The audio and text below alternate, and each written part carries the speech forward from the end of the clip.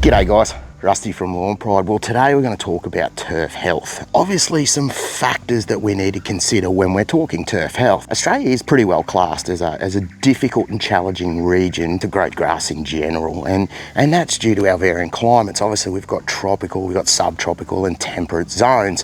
So there's a lot of factors to consider in this. And what are these factors that I'm talking about? Obviously, first and foremost is obviously watering. Now there's a big difference between the guys that live over in WA and their profile base. It's a very sandy base over there, so their infiltration rates are higher, they don't retain moisture, as opposed to say Tassie, where it's a cooler climate. And there's vastly different varieties obviously between the two places. In WA we've got more so our warm season grasses, and Tassie we've got our cool season grasses. So watering is one of the biggest factors in terms of maintaining and looking after turf health. Now, as always, we want infrequent deep watering, and we're monitoring our weather patterns in your region and or location and adjusting to suit. So up here in tropical southeast Queensland, at the moment we're putting down about 1 inch of irrigation per week. I split that up over 3 cycles on my warm season grasses, cooch out the front and obviously buffalo out the back. Now another factor to consider is heat, and again that varies all across the country. So if you are looking at laying turf, obviously have a look at the varieties in and around your location and choose the best turf variety to suit your area. That's a big thing. Obviously in southeast Queensland we're not going to go with a cool season grass. It is just not going to manage our summer temperatures. Another factor to consider is disease pressures. Now they vary vastly again around the country.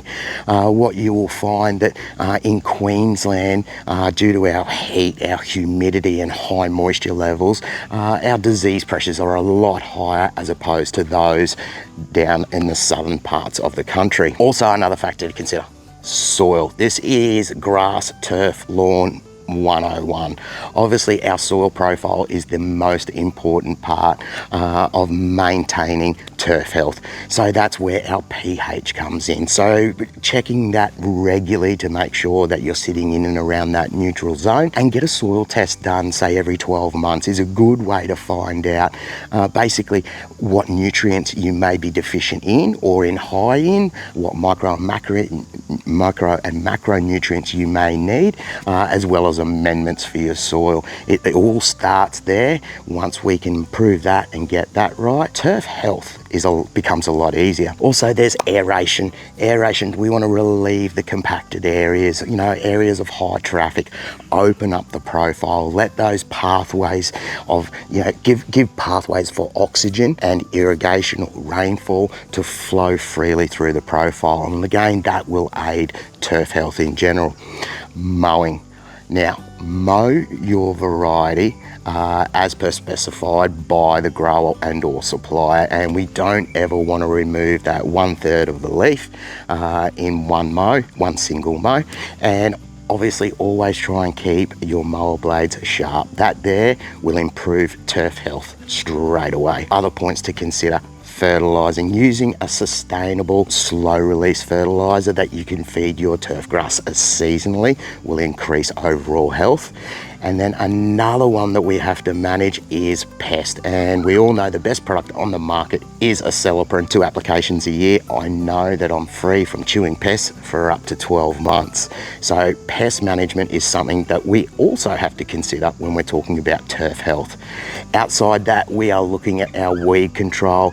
Now that is something that we just monitor, and we have to be able to move throughout the seasons and adjust accordingly. So weed control as needed, and basically use a good quality broadleaf herbicide, Broadforce MA, bow and arrow to take care of those broadleaf weeds.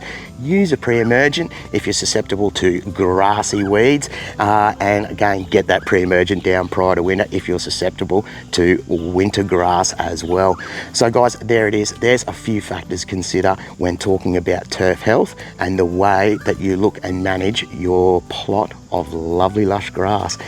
So if we can get all those factors and put them in importance and tick those boxes as we move through the season, you'll find that you'll have a lush, vibrant lawn at most times of the year, considering.